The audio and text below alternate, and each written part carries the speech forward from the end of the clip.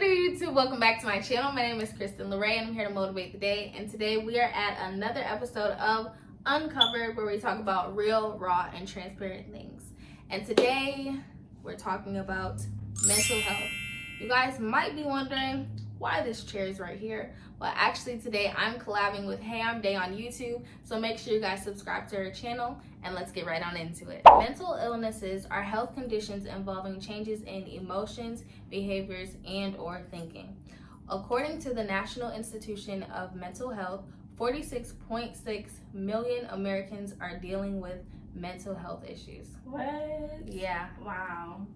Did you know that also that there is so many different type of mental illnesses? They range from mild, moderate to really severe, and depending on what spectrum you fall on, that is how urgent treatment is.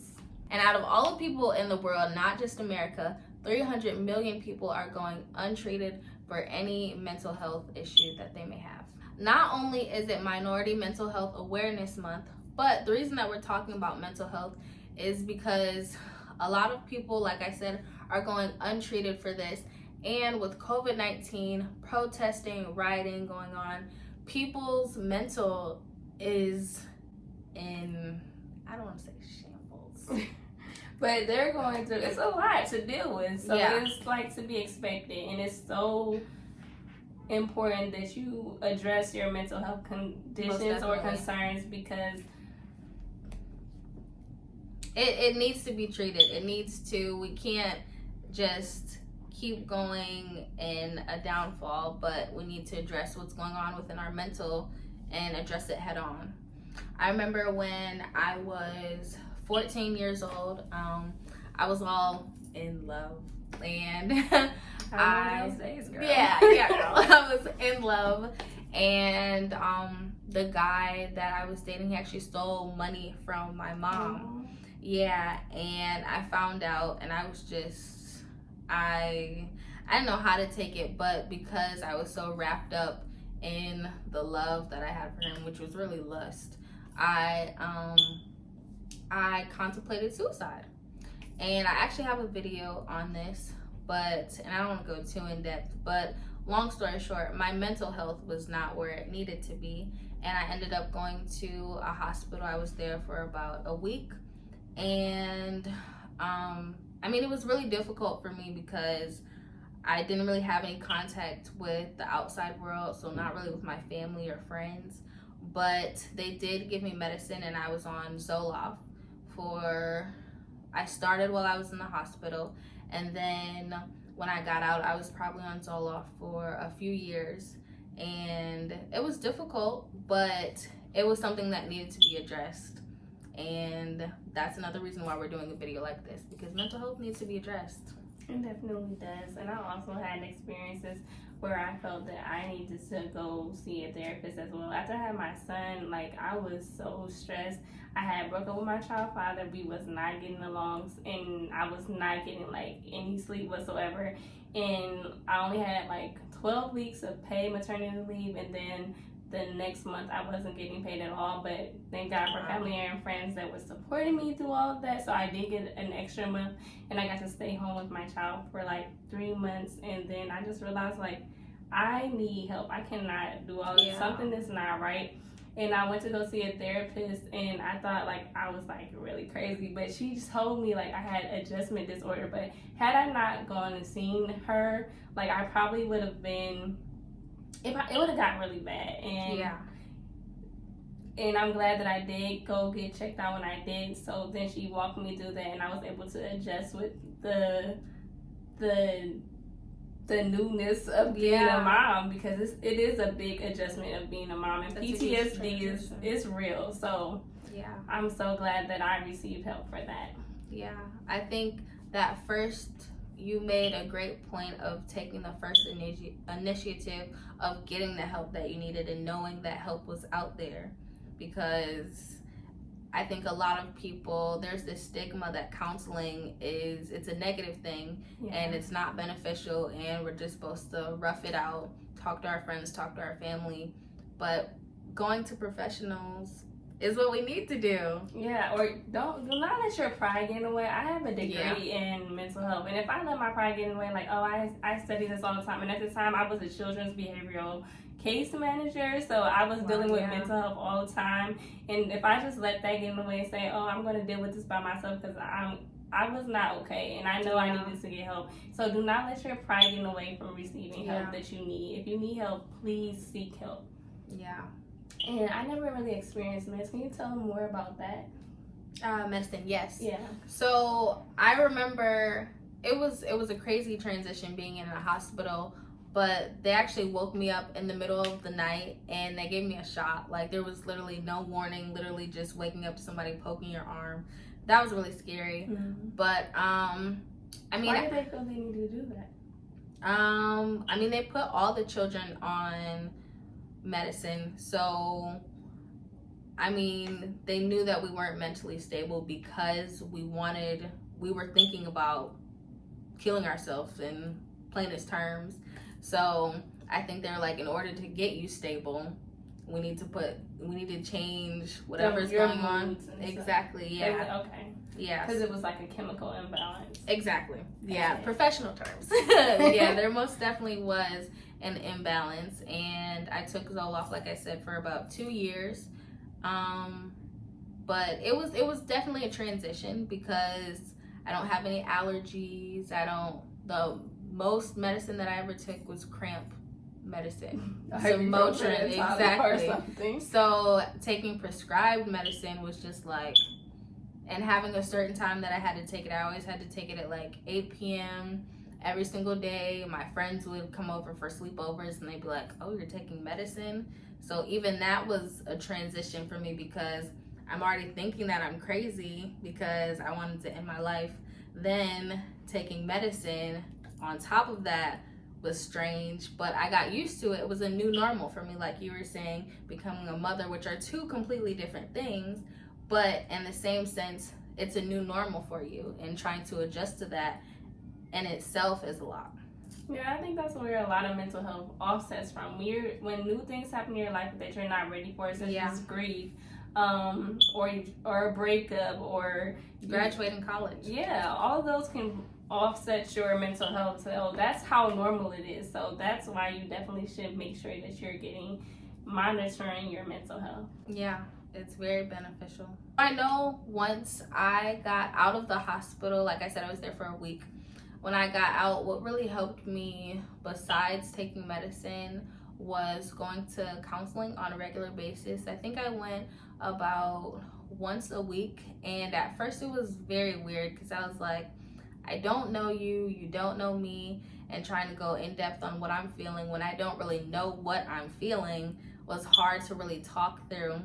But that was one thing for me. But then I also talked to like family and friends, and my relationship with my mother was not in the best shape.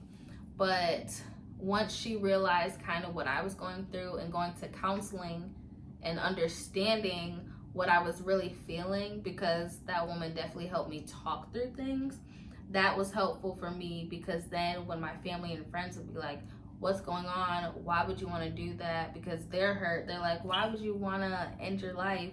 Then I had more of an understanding of why I wanted to do that, because I talked through it with a professional.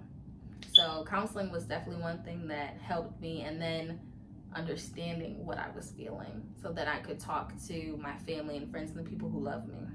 Mm-hmm. So piggyback off of understanding how you're feeling. Yeah. Actually, I feel like what therapy does,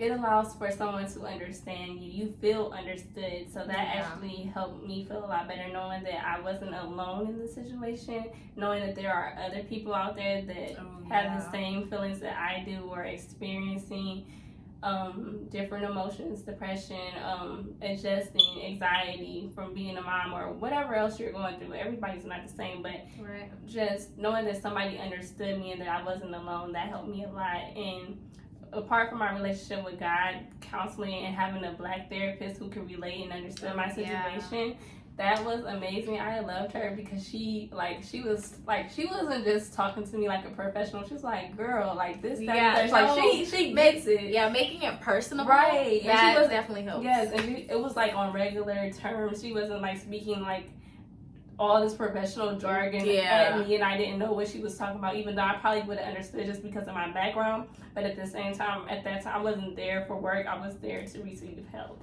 Exactly. So, yeah. So when you first started going to therapy, like you were saying, feeling understood, were you going to group therapy? No. Okay. Just one-on-one. Okay. Got it. Yeah. When I was in the hospital, I've definitely done one-on-one therapy, but when I was in the hospital, I was with other teenagers who were the same age as I was. So hearing their experiences, to piggyback off of what we were both saying, that helped me feel understood, because I was like, okay, I'm not the only one alone. I'm not the only one who's feeling like there's just no way out of my situation. So group therapy, I guess you could say I've been to group therapy because of like hearing other people's story, but yeah, therapy in general is beneficial. Well, just group therapy, I feel like when you have I go to a church and we have life groups, and there's other people there, so you can receive even though it's not direct therapy, and if you're not ready for therapy, I recommend that you go into a church or having a good community of people that you can talk to that has the same kind of experience you do, so you can feel understood. Right. Understood, and you're talking with people who know you, so it's not like you're talking to a stranger, which honestly sometimes I feel like it's actually easier to talk to a stranger. That's true, rather than you don't feel judged. Exactly, because when you're talking to people that you know, it's like, oh, you really know me, I'm gonna have to see you every Sunday or every whenever. Yeah, and when people know you, they think they can tell you certain things that a stranger would not normally say. Exactly. So that's kind of the other benefit of that as well. Yeah. So what are some other things that helped you get through that time period of your life? So you said counseling. Counseling, talking to family and friends. Another big thing that helped me then and still helps me today is journaling. Yes, I love journaling. Yeah. That is awesome. Yeah, journaling is definitely one thing that gets me through. I haven't journaled in a while, not gonna lie to y'all, but honestly, when you journal, it's really awesome to see how, I'm Christian, so the testimony that comes through it, but just seeing where you came from, because like I said, I was 14 years old when I was dealing with depression. Now I'm 22 years old, and I feel like I've done a complete 360. Like, I'm not the same person, but it's awesome to be able to look in your journal and just be like, wow, I was here 8 months ago, but look at the progress. And one thing that I found is when you start writing, at first you might not know what to say, and you're just like, I had an okay day. And then that ends up being, wow, I was really sad last night because, or like when you start writing, the words just flow. I know it's like that for me at least. Yeah, for journaling. Me, when I journal, it's basically my way of praying, because sometimes I have a hard time expressing myself, and that was one thing that I struggle with. So for me, journaling is a way that I can write down my emotions and really get my point across if I can't do it verbally, because I'm more introverted. So if you struggle with that, that's another reason why journaling can help you a lot. Yeah, journaling is very beneficial. Yeah. Besides journaling and therapy, what was another way that you got through your transition of becoming a mom? My transition to becoming a mom, another thing that helped me was working out. I felt like I was like emotionally drained, physically drained. Like I had no energy, because it was like being a mom is physical. Yeah. So yeah, working out helped a lot. Like that helped reduce a lot of stress. What I ate was beneficial. Like giving your body the nutrients that you need. Yeah, so that was really helpful for me. Not even just for you, but for your son. Yeah, because you're providing. I mean, if you breastfed, then I definitely did. Yeah, so that nutrients is not just beneficial for you. I know working out more recently has been something that helps me. going through school, because I'm currently in college right now. Ooh, college. Yeah. I'm in school too. I'm in graduate. The struggle. Man, it's everybody always used to say, like, everybody, I feel like majority college students have heard, oh, you're freshman 15. And I never gained that until my third year. And the transition that my body has had, it's been pretty difficult for me. Like, just being one size your entire life and then becoming an adult and then all this weight just sticks and it didn't do that at first. Like, where did this extra check come from? Exactly. Where did the stomach from? Where these rolls should not be there at but all. I'm not supposed to jiggle. Exactly. Like, what? My arm, this flab, like, it wasn't supposed to be there. But working out has definitely helped me, just seeing how my body, I can mold it into what I want it to be. God made these bodies, but it's our responsibility to really take care of the body that we are the stewards of our temple. Exactly. This is our temple. That's what you're looking, your eyes right now, that's part of the temple. So take care of it. Yes. Working out is definitely, it's hard. I don't always want to do it at all, but when you do it, don't you feel so good afterwards? I feel amazing. I feel like I can conquer the world. Yeah, I just get this whole new type of energy. Like, it's like, crazy. oh wow. Okay, look at me. Did I just do a bench press? Yes. Wow, I didn't know I could do it. Yeah, so that's been a good one for me. What else?